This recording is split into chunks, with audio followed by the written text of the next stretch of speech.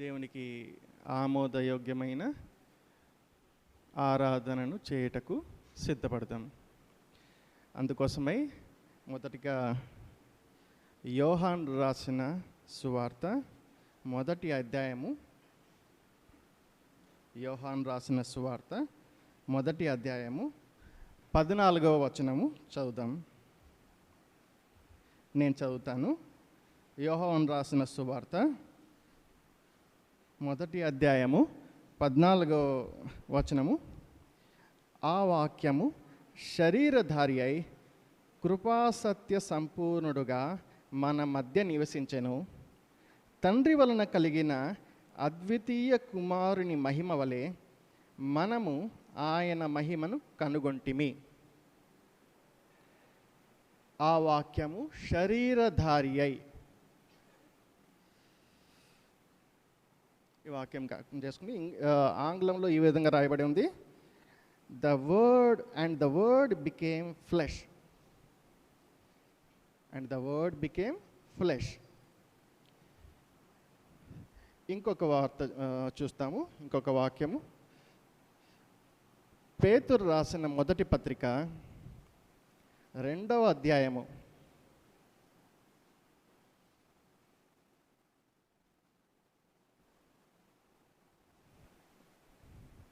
పేతురు రాసిన మొదటి పత్రిక 2వ అధ్యాయము 4, 5 కలిసి చదువుకుందాం. మనుషుల చేత విసర్జింపబడినను దేవుని దృష్టికి ఏర్పరచబడినదియు అమూల్యమును సజీవమునైన రాయియగు ప్రభువు నొద్దకు వచ్చిన వారమై యేసుక్రీస్తు ద్వారా దేవునికి అనుకూలములకు ఆత్మ సంబంధమైన బలులను అర్పించుటకు ప్రసిద్ధ యాజకులుగా ఉండునట్లు మీరును సజీవరాలులై ఉండి ఆత్మ సంబంధమైన మందిరంగా కట్టబడుచున్నారు. ఇక్కడ ఏం చూస్తామంటే యేసుక్రీస్తు ద్వారా దేవునికి అనుకూలమగు ఆత్మ సంబంధమైన బలులు.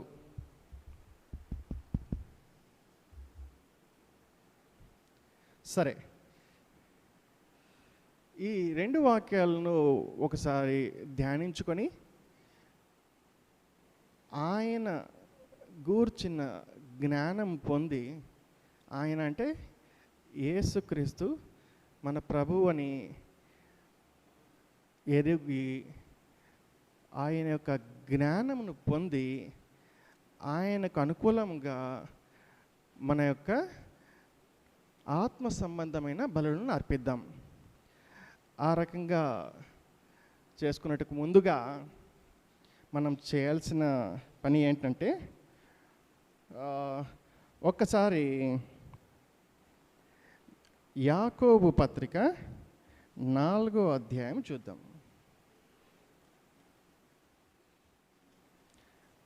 4వ అధ్యాయము 8వ వచనం చదువుకుందాం.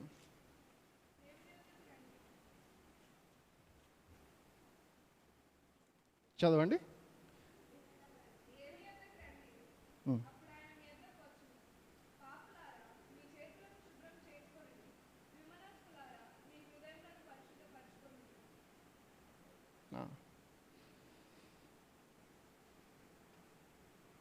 ఏమని చెప్తా వచ్చాడు ఇక్కడ యాకోబు?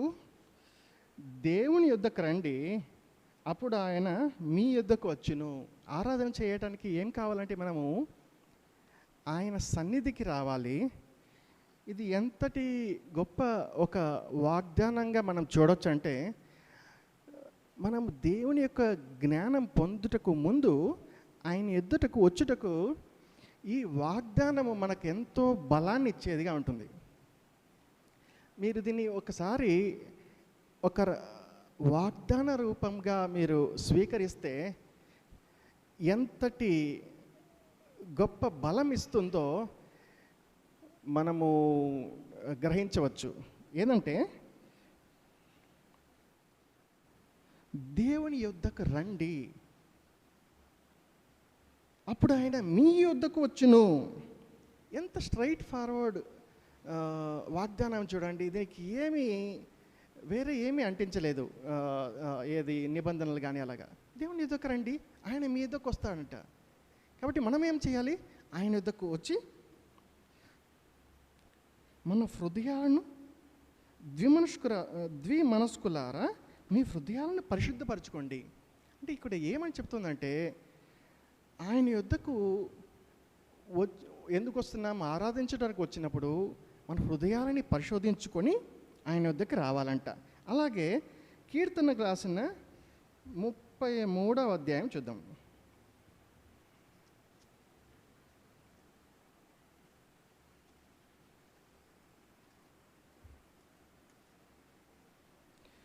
ముప్పై 33వ అధ్యాయము 19వ వచనం చూద్దాము.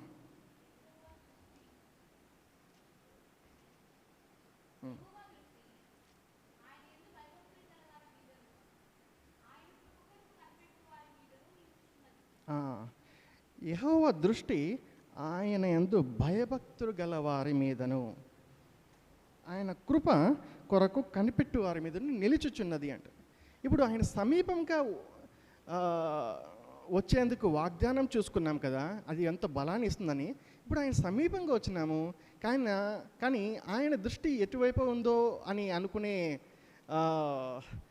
ఆలోచనలు తలంపరు వస్తే, ఇప్పుడు ఈ వాక్యం ఎలాంటి బలాన్ని ఇస్తుందంటే, ఆయన దృష్టి ఆయన యందు భయభక్తులు గల వారి మీదను, ఆయన కృప కొరకు కనిపెట్టుకుని వారి మీదను నిలుచుచున్నది అని వాక్యం చూస్తున్నాం.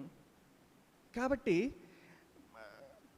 ఇప్పుడు ఈ రెండు వాక్యాలు చూసుకొని మనము తర్వాత దేవుణ్ణి జ్ఞానం సంపాదించుకున్నట్టుకు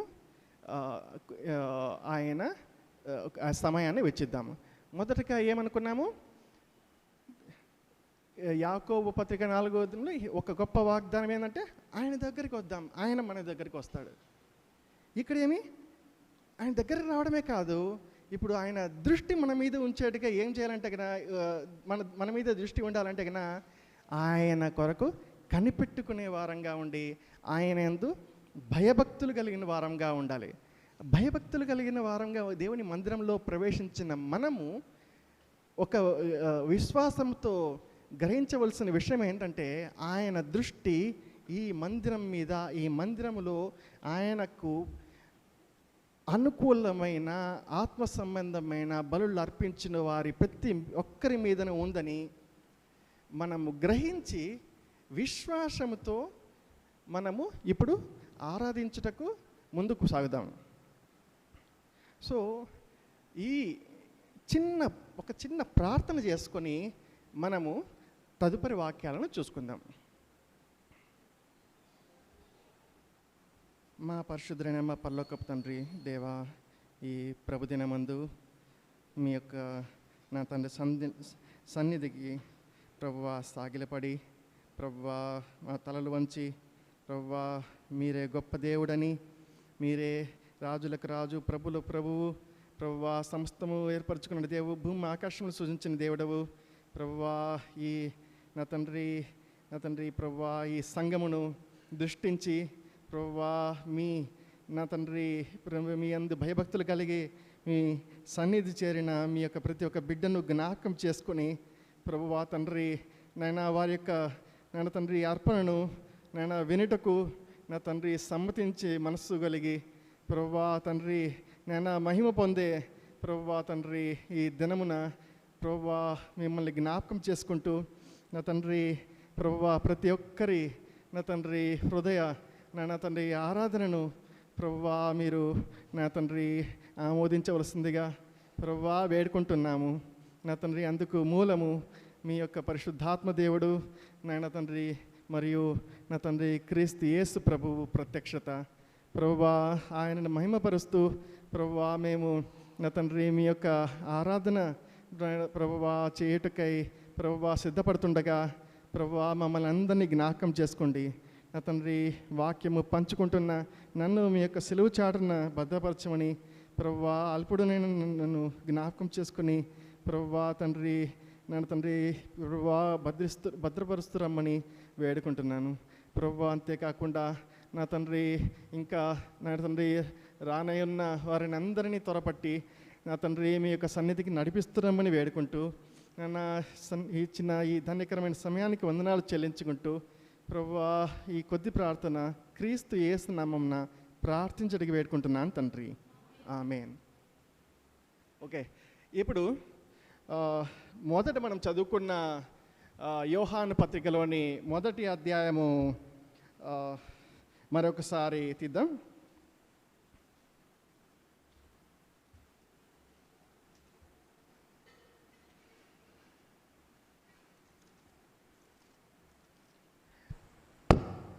ఏమని రాయబడిందంటే, ఆ వాక్యము శరీరధారి అయి అని ఇక్కడతో ఈ కొద్ది మాటలు ధ్యానించుకుంటాం. ఈ వాక్యము శరీరధారి అయి, ద వర్డ్ బికేమ్ ఫ్లెష్ అనే దానికి మనము అర్థాన్ని మనము ధ్యానించుకుంటే, ఈ వాక్యము ఈ గ్రంథకర్త యోహాను మొదట ఏమని రాస్తూ వచ్చాడంటే, ఆది యందు వాక్యం ఉండెను, వాక్యము దేవుని యొద్ద ఉండెను, వాక్యము దేవుడై ఉండెను అని చెప్పి రాస్తూ వచ్చాడు. ఈ వాక్యము దేవుడై ఉండే వాక్యము ఇప్పుడు శరీరధారి అని ఈ 14వ వచనంలో రాయబడుతుందంటే, మొదటగా మనం చూడాల్సింది ఈ వాక్యము ఎలాంటి వాక్యము శరీరధారిగా మారుతుంది. ఈ వాక్యము దేన్ని సూచిస్తోంది ఇక్కడ అని ఒకసారి తలుచుకుంటే, మనకు తెలుసు మన దేవుడు, మనం విశ్వసిస్తున్న దేవుడు నిత్యుడైన దేవుడు. అంతేకాకుండా ఆయన ఏమని చెప్తారంటే కన్నా ప్యూర్ బీయింగ్ అంటారు. అంటే ఆయన బికమింగ్ కాదు, ఆయన బీయింగ్ అంటే ఆయన సెల్ఫ్ ఎగ్జిస్టెంట్ అని కూడా అంటారు. అంతేకాకుండా ఆయనకు ఆదియు లేదు, అంతము లేదు. అంతేకాకుండా ఆయనలో ఎటువంటి మార్పు లేదు. ఆయన నిత్యము ఏకరీతిగా ఉండే దేవుడు, మార్పు చెందిన దేవుడు, ఆదియు అంతము లేని దేవుడు, ఆయన నిత్యుడగు తండ్రి. అలాంటి దేవుడు ఇప్పుడు ఏమని చదువుతున్నాము, ఆ దేవుడు, ఆ వాక్యమే ఆ దేవుడై ఉండగా, ఇప్పుడు ఇంగ్లీష్లో ఇట్లా రాయబడి ఉంది, ద వర్డ్ బికేమ్ ఫ్లెష్ అని రాయబడి ఉంది. వాక్యము శరీరధారి అయి. ఇప్పుడు మనం దేని గురించి మాట్లాడుకుంటున్నామంటే కన్నా, ఈ యోహాను ఈ వాక్యం శరీరధారి అని ఉంది అని చెప్పి ఈ వాక్యం పూర్తిగా చదువుకుంటే ఇలా రాయబడి ఉంది, కృపాసత్య సంపూర్ణుడుగా మన మధ్య నివసించెను. ఎవరు? ఈ శరీరధారి అయిన ఈ వాక్యము తండ్రి వలన కలిగిన అద్వితీయ కుమారుని మహిమ వలె మనము ఆయన మహిమను కనుగొంటిమి. ఈ వాక్యం ఎవరు రాస్తున్నారు? దేవుని చేత ప్రేరేపింపబడి దేవుణ్ణి హత్తుకొని జీవించిన దేవుని ప్రియ శిష్యుడు యోహాను సాక్ష్యమిస్తూ రాస్తున్నాడు. ఆయన ఎలాంటి మహిమను కనుగొన్నాడంట? వాక్యము శరీరధారి అయి కృపాసత్య సంపూర్ణుడిగా, ఇంకొకటి తండ్రి వలన కలిగిన అద్వితీయ కుమారుని మహిమ, ఆ మహిమను మనం కనుగొంటిమి అని సాక్ష్యం ఇస్తున్నాడు. ఇక్కడ బేర్షెబ మందిరంలో మనము ఇక్కడ చేరుకున్న మనము కూడా ఈ మహిమను కనుగొనే ఉద్దేశం కలిగిన వారమై దేవుని వాక్యాన్ని ఇప్పుడు ధ్యానిస్తున్నాం. ఆ దేవుని మహిమను ధ్యానించుటకు ఇప్పుడు ఇంకొన్ని విషయాలు ముందుకు సాగుతూ తెలుసుకుందాం. ఈ వాక్యము యోహాను రాస్తూ వచ్చాడు అంటే గన, నేను ఇదివరకు చెప్పినట్టుగా యోహాను ప్రియుడైన శిష్యుడు. ఆయన ఈ మత్తయి కానీ లూకా రాసిన సువార్తల్లో కానీ రాసినట్టుగా వంశావళి యూదులకు చాలా ఇంపార్టెంట్. ఈ వంశావళి అనేది చాలా చాలా ఇంపార్టెంట్ వాళ్ళకి. ఈ వంశావళి ఇక్కడ ఎక్కడైనా చూస్తున్నామా ఆయన సువార్తలో? లేదు. ఈ క్రీస్తు ఈ ఫలానా క్రమంలో ఇలాగా జన్మించెను, తరువాత మరియా ఇలాగా మరి పశువుల కాపరి తొట్టెలో అక్కడ ఆ బిడ్డను పెట్టి, మళ్ళీ అలాగే ఆ జ్ఞానుల విషయమైతే కానీ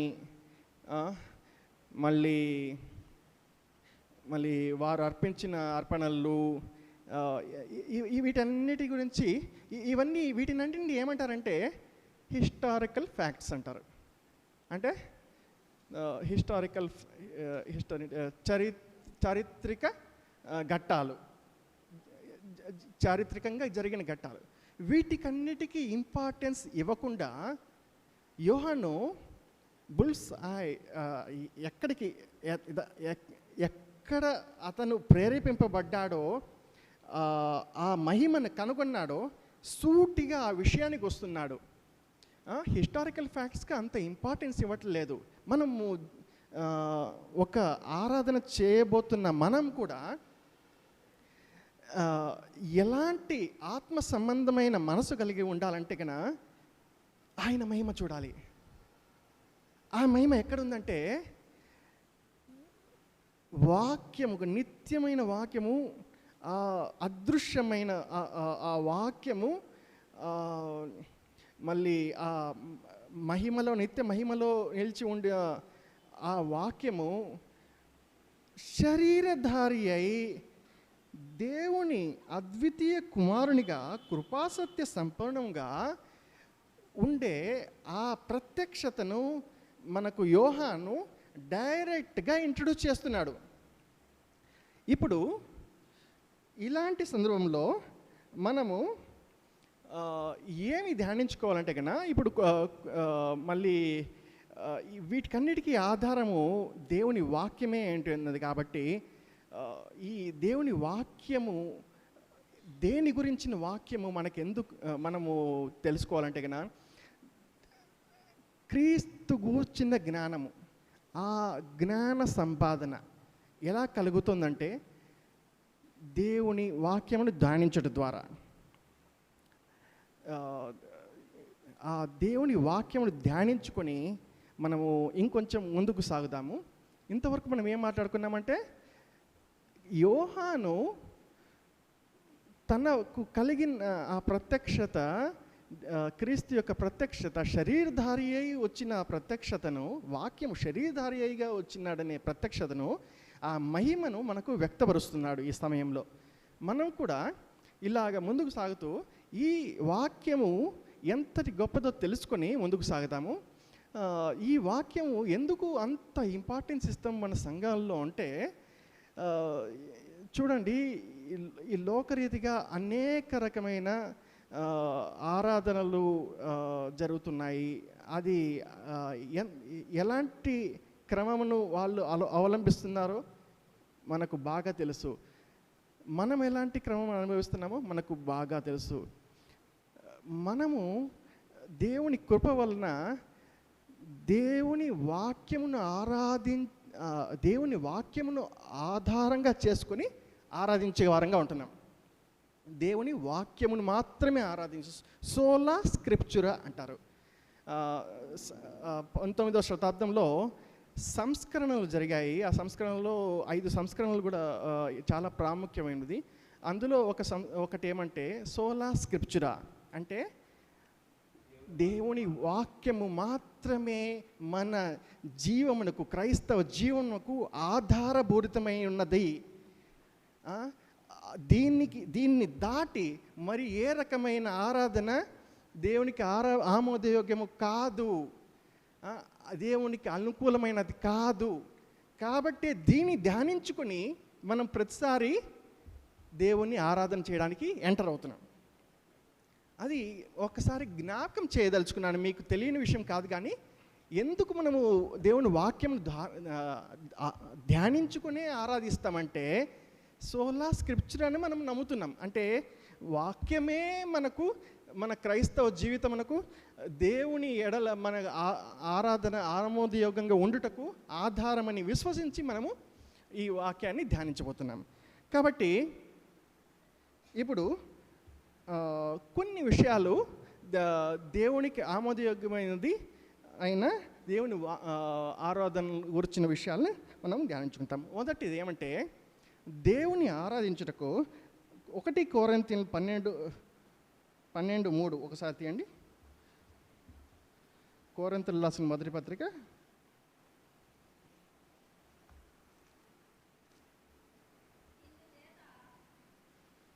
చదవండి.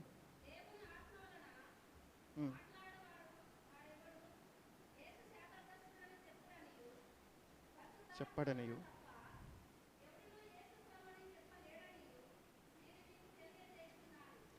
రెండవ భాగము చూసుకుంటే పరిశుద్ధాత్మ వలన తప్ప ఎవడును యేసు ప్రభు అని చెప్పలేడనియు నేను మీకు తెలియజేయుచున్నాను. కాబట్టి ఇక్కడ పరిశుద్ధాత్మ యొక్క ప్రాముఖ్యత ఎంతో ఎంతో గొప్పది.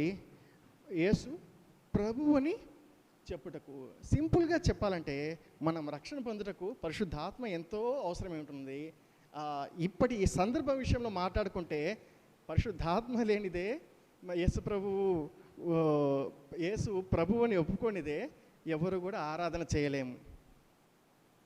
ఇది ఏమి తెలియపరచాలంటే గన లోకంలో మనం చూస్తున్న అనేక రకమైన ఈ మ్యూజిక్లు పెట్టి స్లైడ్స్ అన్ని ఆఫ్ చేసి రకరకాలుగా వాళ్ళ ఇష్టానుసారం చేస్తున్న ఆరాధన నిజానికి వాళ్ళు ఎంతో ప్యాషనెట్గా ఉండొచ్చు, ఎంతో ఎమోషనల్ చూపించవచ్చు, కానీ అది దేవునికి ఆరాధమైన యోగ్యంగా ఉందా లేదా అని తెలుసుకోవాలంటే కన్నా దేవుని ఆత్మ వలన తప్ప ఎవడును దేవుని ఆరాధించలేడు. స్ట్రైట్ ఫార్వర్డ్ చెప్తున్నాను నేను. ఇక్కడ యేసు ప్రభువు అని చెప్పలేడనియు, అంతేకాకుండా ఆరాధన కూడా చేయలేడనియు చెప్పదలుచుకున్నాను. రెండవ విషయం ఏమంటే కీర్తనలు 19:14. కీర్తనలు 19:14.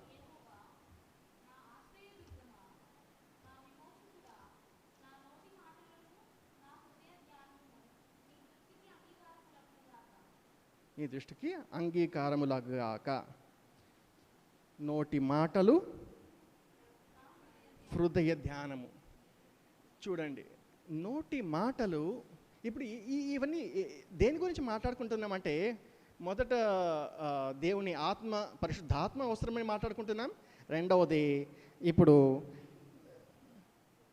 మన హృదయ ధ్యానము, నా నోటి మాటలు ఎంత ప్రాముఖ్యమైనవో ఆరాధన చేసే బెర్షెబా సంఘపు ఈ దేవుని బిడ్డలంగా ఆరాధన చేయుటకు మన నోటి మాటలు, మన హృదయ ధ్యానము ఏ విధంగా ఉందో మనము యోచించుకొని ఆరాధన చేయాలి. ఇది రెండవ ఒక చెక్ పాయింట్ అన్నమాట. నేను ఇది కొన్ని చెక్ లిస్ట్ ఇస్తున్నాను. ఈ చెక్ లిస్టులు మొదట కొరింథీయులు 12:3 నుంచి ఇప్పుడు రెండవది కీర్తనలు 19:14 మన హృదయ ధ్యానం గురించి. మొదట దేవుని పరిశుద్ధాత్మ అవసరత, రెండవది మన హృదయ ధ్యానము, మూడవది కీర్తనలు 86:11.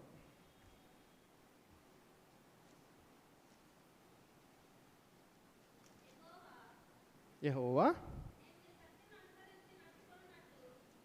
నీ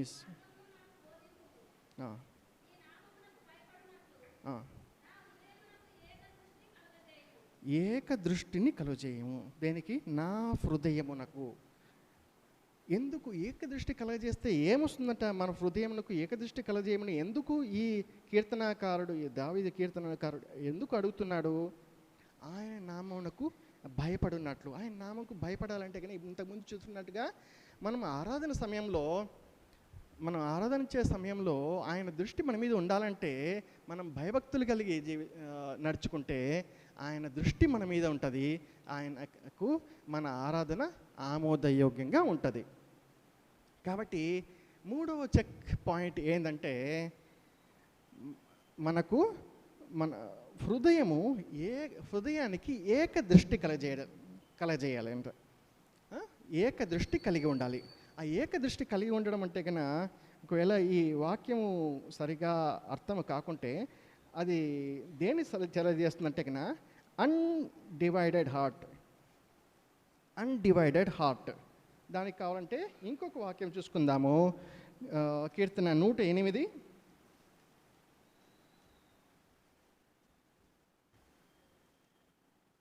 చూడండి, పరిశుద్ధాత్మ అవసరం ఎంత అవసరమో, తర్వాత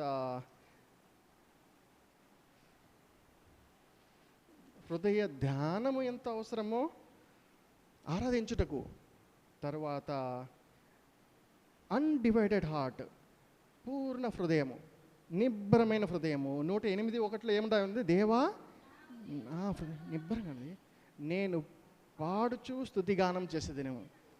అదిక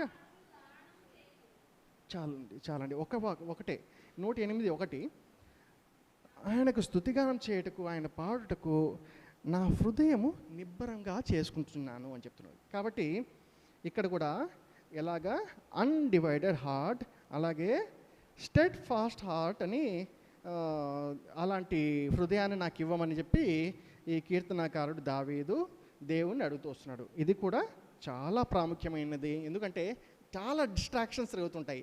వాక్యము ఒకవేళ ఆ పాట రాదనుకోండి, మన మనసు ఎటో వెళ్ళిపోతుంటుంది. కానీ భయభక్తులు కలిగినప్పుడు ఫుల్ అటెన్షన్, మన ఆత్మ, మన బాడీ, సోల్ అండ్ స్పిరిట్ మొత్తము కూడా ఆయనకు అర్పించే వారంగా, ఆయన ఎందు దృష్టి ఉంచే వారంగా ఉండాలంటే కన్నా అలాంటి అన్డివైడెడ్ యునైట్ హార్ట్ కలిగి ఉండడానికి దేవుణ్ణి అడిగి వేడుకోవాలి. అలాంటి హృదయాన్ని ఇమ్మని. ఇంకొకటి ఏమంటే మన పాపం విషయమై మనం డీల్ చేయాలి. ఏమంటే మన పాపం విషయమై మనం డీల్ చేయాలి. కీర్తనలు 139 త్వరగా చూసుకుందాము. 139 23, 24.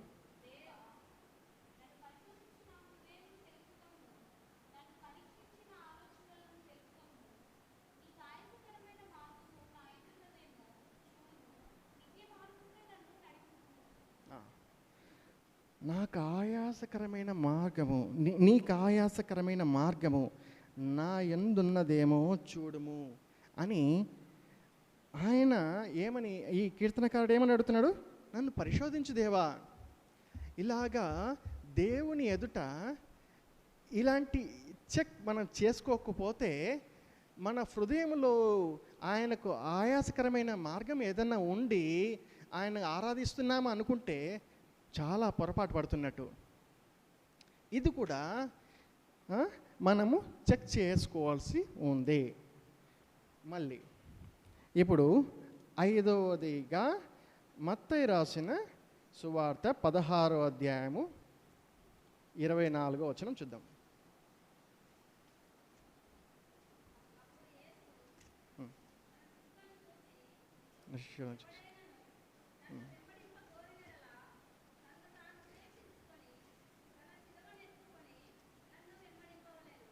ఉపేక్షించుకొని అనే విషయాన్ని జ్ఞాపకం పెట్టుకుందాం. ఎందుకంటే బేసిక్గా అందరూ నేను ముఖ్యంగా అందరూ కూడా సెల్ఫిష్తో నిండి ఉన్నాం. మనం ఎప్పుడు కూడా మన యొక్క తలంపులు, మన యొక్క మాటలు నేనే కరెక్ట్ అని, నా మాటే కరెక్ట్ అని అలాగే ఎప్పుడు అనుకుంటూ జీవిస్తూ ఉంటాము. కానీ ఆయన వెంబడించే వాళ్ళు ఎలాగుండాలని యేసు ప్రభు కోరుకుంటున్నాడంటే తనను తాను ఉపేక్షించుకోవాలి. ఎందుకంటే అనేక విషయాలు ఇక్కడ వచ్చినప్పుడు, ఇక్కడ ఆరాధనకి కూర్చున్నాం అనుకోండి, అనేక విషయాలు మనకు మనసు లాగుతుంటాయి. అవన్నీ మనకు సొంతంగా మనకు సంబంధించినవే ఉంటాయి, లేకుంటే మన కుటుంబానికి సంబంధించినవే ఉంటాయి, లేకుంటే మన భవిష్యత్తుకు సంబంధించిన మాత్రమే ఉంటాయి.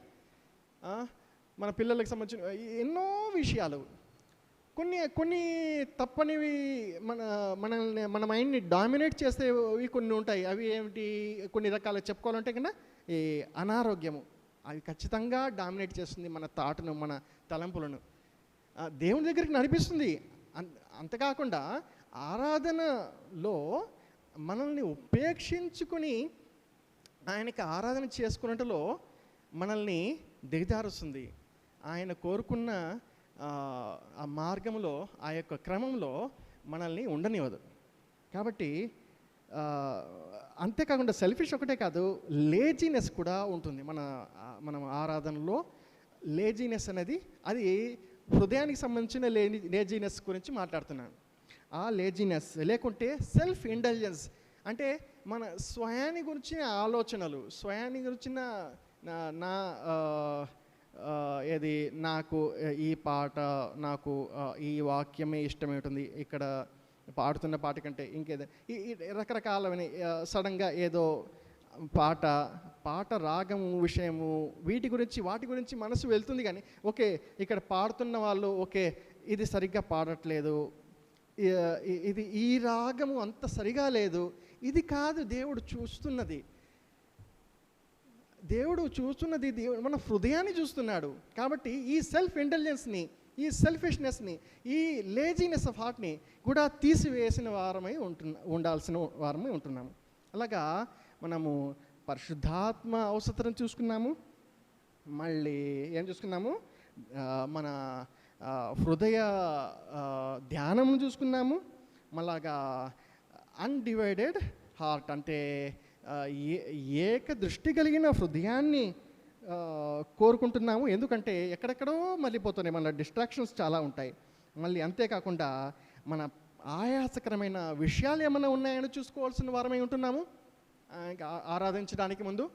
మళ్ళీ అంతేకాకుండా అన్నీ చేసుకున్న మనల్ని మనం దాన్ని ఏమంటారు, ఉపేక్షించుకోవాల్సిన వారం కూడా అయి ఉంటున్నాము. అది కూడా గాడ్ డిమాండ్స్ దట్, అది కూడా దేవుడు కోరుకుంటున్నాడు. సో ఇలాంటి చెక్ చేసుకున్న వారమై మనం ఆరాధించడానికి వెళ్ళబోతున్నాము. కానీ దీనికి ముందు ఒకసారి రోమీలకు రాసిన పత్రిక 12వ అధ్యాయము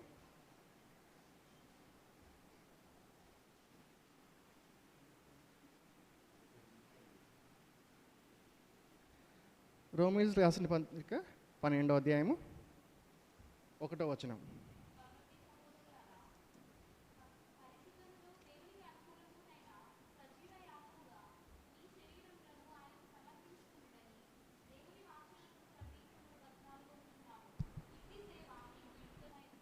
ఇట్టి సేవ మీకు యుక్తమైనది. ఇట్టి సేవ అని ఇక్కడ అలాగా ఉంటే ఇంగ్లీష్లో ఏమని రాస్తూ వస్తాడంటే కన్నా, this is acceptable worship, which is acceptable god, అంటే which is your spiritual worship అని చెప్పి రాస్తాడనమాట. దాన్ని ఇంగ్లీష్లోకి తర్జుమా చేసిన వాళ్ళు అలాగ రాశారనమాట. సో అంగీకరించడం. సో ఇక్కడ మనం ఏం చూస్తున్నామంటే ఆయనకు అనుకూలమైన అనే వాక్యం కూడా ఇక్కడ ఉందన్నమాట. దేవునికి అనుకూలమైన సజీవయాగముగా, సజీవయాగం మీ శరీరంలో ఆయన సమర్పించుకున్నట.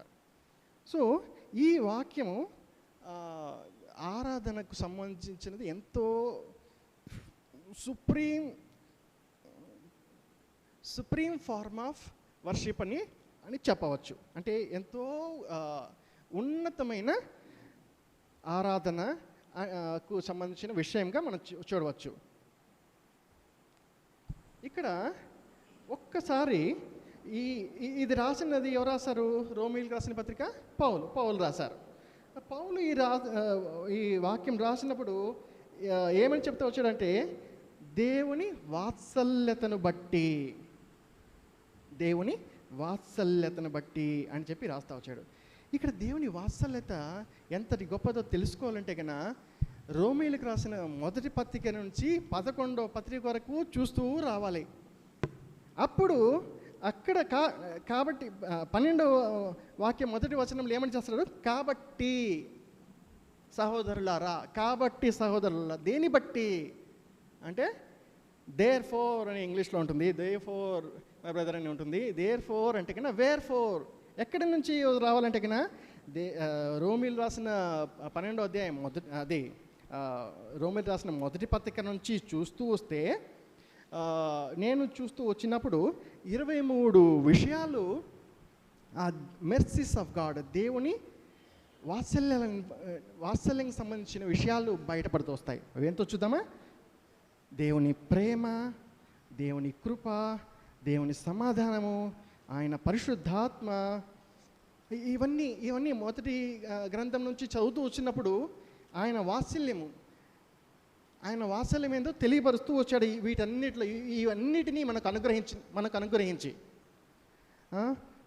ఆయన పరిశుద్ధాత్మ, మళ్ళీ రక్షణయుక్తమైన విశ్వాసము, ఆయన నిరీక్షణ, ఆయన ఆదరణ, ఆయన శక్తి, ఆయన సహనము, దీర్ఘశాంతము, ఆయన దయాళుత్వము, అన్నిటికంటే ముఖ్యంగా ఆయన నీతి గురించి చెప్పినప్పుడు మొదటి గ్రంథం 1వ అధ్యాయం 2వ అధ్యాయం 3వ అధ్యాయంలో అది ఎలా పొందుకుంటామో పౌలు భక్తుడు చెప్తూ వచ్చాడు. మీకు అందరికీ తెలుసు, క్రీస్తు ద్వారానే, ఆయన రక్తం ద్వారానే మనకు ఈ దేవుని నీతి పొందగలుగుతామని. దానికి ముందు అటు వాళ్ళ సొంత వారైన యూదులను వాళ్ళు పొందుకునేది కాదు అని చెప్తాడు. ఆ యూదుల్లోని మళ్ళీ ఇంకొక భాగము ఎదురాడే వాళ్ళ గురించి చెప్పి అక్కడ మళ్ళీ అన్యుల గురించి చెప్తూ అక్కడ కూడా వాళ్ళకు కూడా ఎలాగ దేవుని నీతి అందకుండా పోతుందో చెప్తూ వస్తాడు. తర్వాత 3వ అధ్యాయంలో బయలుపరుస్తాడు ఎలాగా క్రీస్తును బయలుపరిచి ఆయన నీతిని బయలుపరుస్తూ వస్తాడనమాట. అంతేకాకుండా దేవుని క్షమ, మళ్ళీ సమకూర్చబడుట, మళ్ళీ జస్టిఫికేషన్ అంటే కన్నా దేవుని ఎదుట అంగీకరించబడుట, మళ్ళీ శాంటిఫికేషన్ అంటే మన యొక్క శాంటిఫికేషన్ అంటే పరిశుద్ధ అని చెప్పవచ్చు, సమర్పించుకున్న జీవితం అని చెప్పవచ్చు, పరిశుద్ధత అని కూడా చెప్పవచ్చు.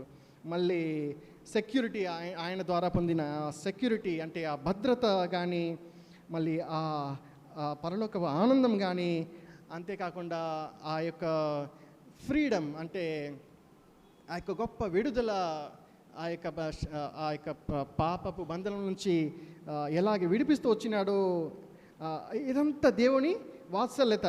అలాగే ఆయన కుమారునిగా స్వీకరించబడుట, కుమారులుగా స్వీకరించబడుట, యూనియన్ విత్ క్రైస్ట్ అంటే క్రీస్తులో ఏకమై జీవించే ఆ భాగ్యము, గొప్ప భాగ్యము, అలాగే పునరుద్ధరణ, మళ్ళీ నిత్య జీవము, మళ్ళీ ఎవర్ లాస్టింగ్ గ్లోరీ అంటే మహిమాయుక్తమైన యొక్క నిత్యత్వంలో ఉండే ఆ మహిమ ఎలాగ పండుకుంటున్నాం, ఇవన్నీ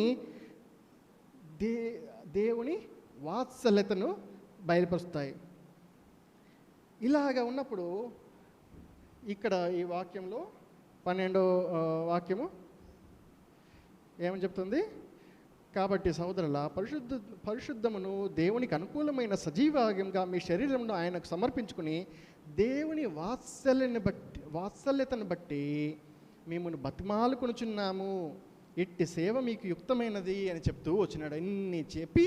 ఇన్ని అంతా ఎక్స్ప్లెయిన్ చేస్తూ తర్వాత వాళ్ళకు రాసిన 12వ అధ్యాయంలో ఏమని చెప్తున్నాను, వీటన్నిటిని జ్ఞాపకం చేసుకోండి నా సోదరులారా, ఇంత దయాళుత్వాలను మీరు పొందినారు, దీనికి మనము ఏమాత్రం అర్హులము కాదు పొందుకొనుటకు. అంతేకాకుండా వీటిని ఏ రకంగానూ సంపాదించుకోలేము, కేవలం క్రీస్తు ద్వారానే సంపాదించుకుంటున్నాము. కాబట్టి ఆయనకు మీ హృదయాలను అర్పించుకోండి నాయన అని చెప్తూ వస్తుంది. మనం కూడా దేవుని బిడ్డలంగా ఆయనను ఆరాధించే వారంగా వీటినన్నిటిని పొందుకున్నామని తెలుసుకొని ఆ వాత్సల్యతను బట్టి మనం కూడా దేవుని ఆరాధించబద్దామని విన్నాము. ఒక్కసారి మనము కొన్ని విషయాలు నేను ఫాస్ట్గా చెప్తాను. ఈ కొన్ని విషయాలు ధ్యానించుకొని ఆమోదయోగ్యం కాని ఆరాధన కూడా ఉంటుందని తెలుసుకొని ఒకసారి ఆ విషయం చూసుకుందాం. నిర్గమకాండం 32వ అధ్యాయంలో ఈ రకంగా చెప్తూ వస్తాడు. వాళ్ళు మోషే కోసం ఎదురు చూస్తూ ఈయన ఎక్కడికి పోయినాడో మనకైతే తెలియదు, కానీ మనం మాత్రము మన బంగారం అంతా తీసుకొని ఒక దూడగా చేసుకొని వాటిని ఇతనే దేవుడు, ఇదే మనల్ని ఐగుప్తు నుంచి మనల్ని విడిపించిన దేవుడు అని ఆరాధిద్దామని చెప్పి ఆరాధిస్తాడు. అది దేవునికి ఆరాధ్యోద్యం కానిది. ఎందుకంటే అక్కడ చూసాము దేవుడు అగ్ని జ్వాలలతో వాళ్ళని ఏ రకంగా చంపివేస్తాడో చూస్తూ వచ్చినాము. అంతేకాకుండా లేవీ కాండంలో 10వ అధ్యాయంలో కూడా అహరోను కుమారులు నాదాబు అబిహు వాళ్ళకు కూడా చూసుకుంటే దేవుడు కొన్ని రకాలైన సూచనలు నేను ఎలాగా ఆరాధింపబడవలసిన వాడనై ఉన్నాను అని చెప్పి కొన్ని ఇన్స్ట్రక్షన్స్ ఇస్తాడు. దానికి విరుద్ధంగా వీళ్ళు వేరే రకమైన అగ్నిని తీసుకుని వచ్చినప్పుడు, స్ట్రేంజ్ ఫైర్ అంటారు, ఇది వేరే రకమైన అగ్ని తీసుకుని వచ్చి వాళ్ళు అర్పించడానికి చూసినప్పుడు దేవుడు దహించి వేసినాడు. ఇది కూడా ఆమోదయోగ్యమైన కాని ఆరాధన. మనం అందుకోసమే జ్ఞాపకం చేసుకోవాల్సి ఉంటుంది. వారమే ఉంటున్నాము. ఆరాధించదగిన ఆమోదయోగ్యమైన ఆరాధన ఉంది, అలాగే దేవునికి ఆమోదయోగ్యమైన కాని ఆరాధన కూడా ఉంటుంది. అలాగే సౌలు కూడా ఎలాగ చూశాడు, ఏమాత్రం వేచి చూడకుండా మనకు తెలిసిన వాక్యమే సమూయేలుకు రాసిన మొదటి పత్రిక 13వ అధ్యాయంలో సౌలు ఏమాత్రము ఎదురు చూడక తను తానే ఒక ప్రీస్ట్గా అప్పటికప్పుడు మార్చుకొని ఆ యొక్క సమూయేలు వచ్చేంత వరకు వేచి చూచకుండా తనే స్టార్ట్ చేస్తాడనమాట. అప్పుడు తిరస్కరింపబడతాడు. ఆ రకంగా చూసినప్పుడు సమూయేలుకు రాసిన 2వ పత్రిక 6వ అధ్యాయంలో కూడా ఉజ్జా కూడా ఏ రకంగా లేవీయులు ఈ వాళ్ళ యొక్క భుజాల మీద మోసుకొని వెళ్ళవలసిన ఆ పల్లకి దేవుని మందసాన్ని ఎలాగైతే తీసుకుని వెళ్ళినప్పుడు అక్కడ కూడా మనం చూస్తాము అది ఆమోదయోగం కానిదని. ఎందుకోసం వాళ్ళని ముట్టి ఒక్కసారిగా పడవేస్తాడు, చంపివేస్తాడు. సో ఆ రకంగా చూసుకున్నప్పుడు ఇప్పుడు ఇవన్నీ ఉంటే మనము ఈ నూతన నిబంధనలో ఏ రకంగా అవకాశం ఉంది అంటే ఆస్కారం ఉంది ఆమోదయోగం కానీ ఆరాధన కంటే కన్నా ఒక్కసారి మత్తయి రాసిన పత్రిక 15వ అధ్యాయము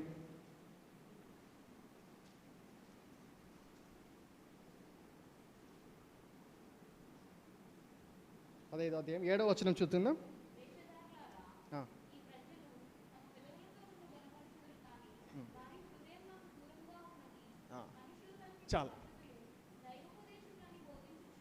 చాలమ్మా. ఇక్కడ మన యొక్క ఆరాధన క్రమము అంతా కరెక్ట్గా ఉండొచ్చు, అక్కడైతే క్రమము కాదు. అక్కడ లేవీలే పట్టుకుని వెళ్ళాల్సిన మందసాన్ని పట్టుకుని వెళ్ళాల్సిన వారు ఉన్నారు, కానీ ఉజ్జా తొందరపడి తప్పులు చేసినాడు. కానీ ఇక్కడ క్రమం కరెక్ట్గా ఉంది, కానీ ఇక్కడ ఏం ప్రాబ్లం ఏమంట, హృదయము దూరంగా ఉన్నదంట. అందుకోసమే దేవుని ధ్యానించుకుంటూ ఆ యొక్క క్రీస్తు యొక్క మహిమను చూచే ఈ సమయాన్ని మనము ధ్యానించుకుంటున్నాము. ఆ క్రీస్తు మహిమను ఎలాగైతే యోహాను చూస్తూ వచ్చాడో అలాంటి మహిమ మనం కూడా చూడాలని మీకు ఒక విషయం జ్ఞాపకం చేయదలుచుకున్నాను. ఇక్కడ వచ్చినప్పుడు నాకు చాలా సంతోషమైంది. అన్న 512వ అధ్యాయము తీసుకొని వాక్యం ధ్యానిద్దామని చెప్పారు. అందులో మొదటి వచనమే యోహాను రాసిన మొదటి పత్రిక 14వ యోహాను రాసిన సువార్త మొదటి అధ్యాయం 14వ వచనము అదే వాక్యం తెలియజేస్తుంది. మళ్ళీ అలాగే ఇంతకుముందు చూసుకున్న పేతురు రాసిన 2వ అధ్యాయము సజీవురాలుగా ఆయనకు ఆమోదయోగ్యమైన ఆరాధన, మనము ఆత్మ సంబంధమైన ఆరాధన అర్పించే వాళ్ళంగా ఉన్నారని అదే వాక్యమును పాడుకుంటూ వచ్చినాము. నాకు ఎంతో చాలా 2 వచనాలు ఈ 2 నేను హైలైట్ చేసుకుని ఆరాధనకు సిద్ధపడుతూ వచ్చినాను. అదే వాక్యము పాట రీతిలో పాడుకుంటున్నప్పుడు చాలా సంతోషం వేసింది. కాబట్టి ఇప్పుడు మనం ఏం చూసుకునే వాళ్ళమే ఉంటున్నామంటే దేవునికి ఆమోదయోగ్యమైన ఆరాధన చేసుకునేదానికి మనం సిద్ధపడతాము. ఆ రకంగా మనము ఈ లాస్ట్లో ఏం చూస్తున్నామంటే ఈ యోహాను రాసిన పత్రిక సువార్త 4వ అధ్యాయము 7 నుంచి 28 వచనం వరకు చూసుకున్నప్పుడు అక్కడ సమరయ స్త్రీ గురించి చెప్తూ ఆ జీవజలం గురించి ఎక్స్ప్లెయిన్ చేస్తూ సమరయ స్త్రీతో సంభాషణ జరుగుతుందన్నమాట. ఆ సంభాషణ ఎంత గొప్పగా ఉంటుందంటే అక్కడ సువార్తలాగా ప్రకటించినట్లు తనను ప్రత్యక్షపరుచుకుంటూ వస్తాడు. అంతేకాకుండా ఆ సమరయ స్త్రీ మళ్ళీ తిరిగి ప్రశ్నిస్తూ వచ్చినప్పుడు ఆరాధనకు సంబంధించిన ఎంతో గొప్ప వాక్యాలు కూడా అక్కడ తెలియపరుస్తూ వచ్చాడు. ఏమని చెప్పాడనమాట? 4వ అధ్యాయం 23 చూద్దాం.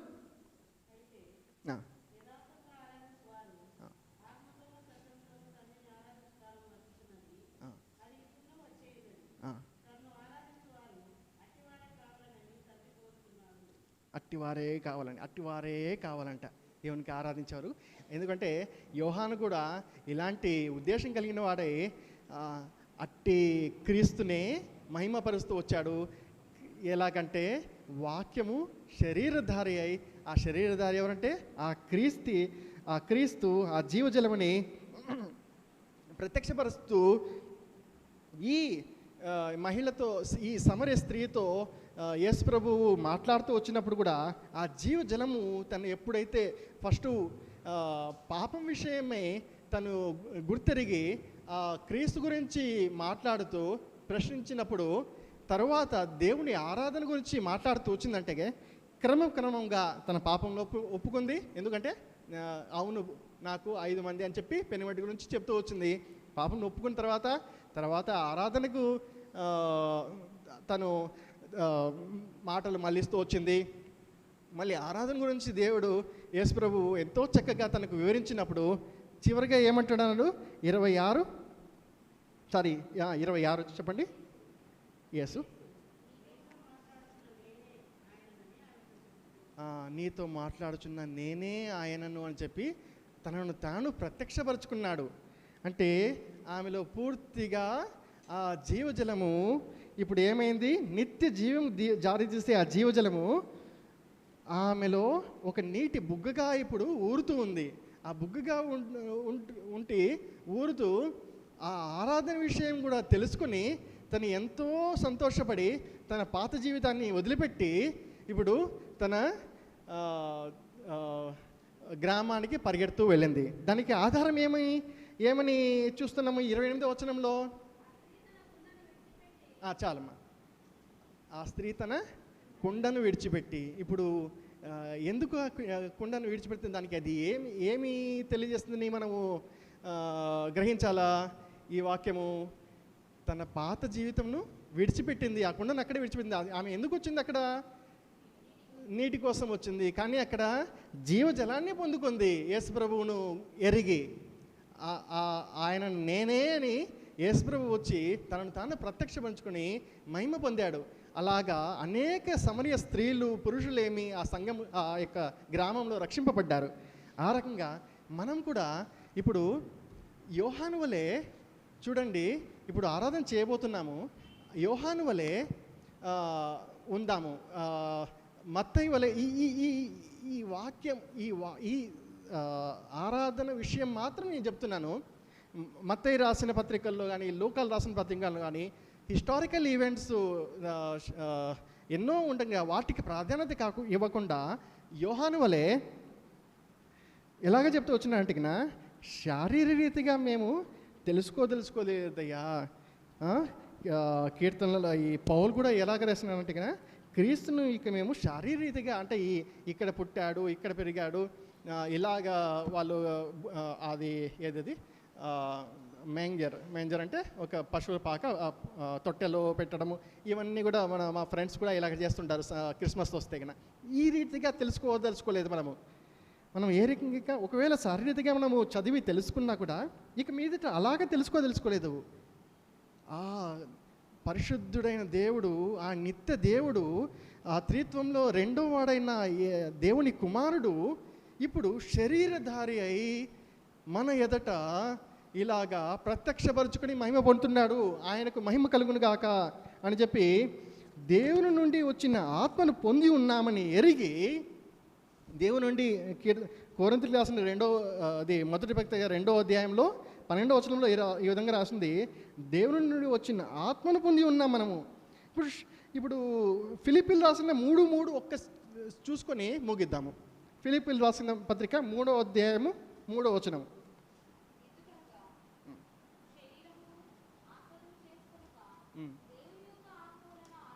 చాలు, అది ఇంకొకసారి చదవమ్మా. శరీరం ఆస్పదంగా చేసుకున్నాక మళ్ళీ దేవుని యొక్క ఆత్మ మూలంగా ఆరాధిస్తాము. ఓకేనా? Praise the Lord. ఈ వాక్యంలో దేవుడు ఆశీర్వదించుగాక. లేచి నిలబడి ఒక పాట పాడుకుందాం. పాట సంఖ్య 512. పాటలు పాడేవారండి. కొత్త పాట పుస్తకంలో 512, పాత దాంట్లో 506. మనమేసిన వారము తన వారిగా ఉందము. పల్లవి మొదటి చరణము చివరి చరణం పాడుకుందాం. చివరి చరణం పాడేటప్పుడు సండే స్కూల్ పిల్లలు సండే స్కూల్కి వెళ్తారు. పల్లవి మొదటి చరణము చివరి చరణం మాత్రం పాడుకుందాం. మనమేసిన వారము తన వారిగా ఉందము. మనమేసుని వారలము తన వారిగానే యుందుము. మనమేసుని వారలము తన వారిగానే యుందుము. మనలను రక్షించెను, తనకే స్తుతి పాడెదము. మనలను రక్షించెను, తనకే స్తుతి పాడెదము. మనమేసుని వారలము తన వారిగానే యుందుము. మనమేసుని వారలము తన వారిగానే యుందుము. కృపా సత్య సంపూర్ణ వాక్యము నరరూపియాయేను. కృపా సత్య సంపూర్ణ వాక్యము నరరూపియాయేను. కనుగొంటిమి తండ్రి మహిమను జనిదైక కుమారునిలో.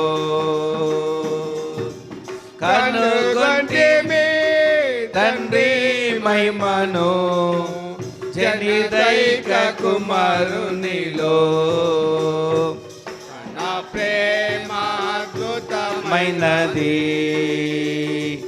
మనము కొనియాడెదము. తన ప్రేమాద్భుతమైనది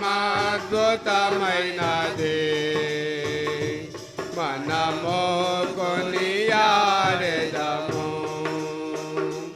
మనమేసుని వారలము తన వారిగానే యుందుము. మనమేసుని వారలము తన వారిగానే యుందుము. గైజించో మహిమా రాజంబో మహిమాతో నిండియుండును